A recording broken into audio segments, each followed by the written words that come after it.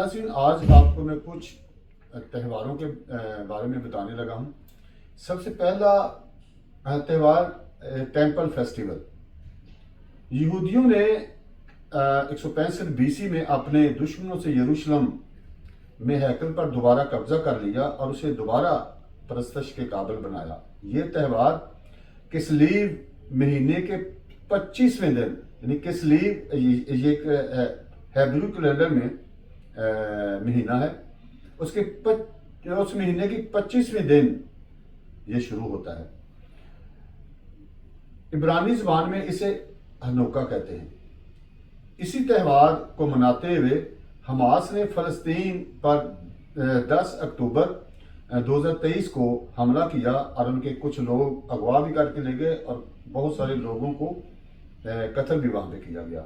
اور آسٹریلیا کے بونڈائی بیچ پر بھی یہودی ہنوکا تہوار کو ہی منا رہے تھے، تو 14/12/2025 کو پھر کچھ مسلم لوگوں نے ان پر حملہ کیا۔ ناظرین، آگے سبت کسے کہتے ہیں؟ جمعہ کو سورج غروب ہونے سے لے کر ہفتہ کو سورج غروب ہونے تک کا دورانیہ جو ہے یہ سبت کہلاتا ہے۔ آگے پاس اوور یعنی عید فصح۔ اس دن خدا نے اسرائیلیوں کو مصر کی غلامی سے آزاد کیا۔ اسے عبرانی میں پیسک کہتے ہیں، پینتیکوست۔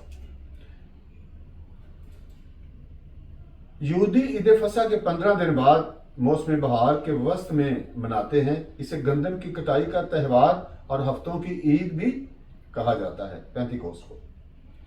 اور آخر میں فیسٹیول آف ٹرائمف۔ یہودی تہوار نئے چاند والے دن مناتے ہیں جب چاند کا ایک کنارہ نظر آ جائے۔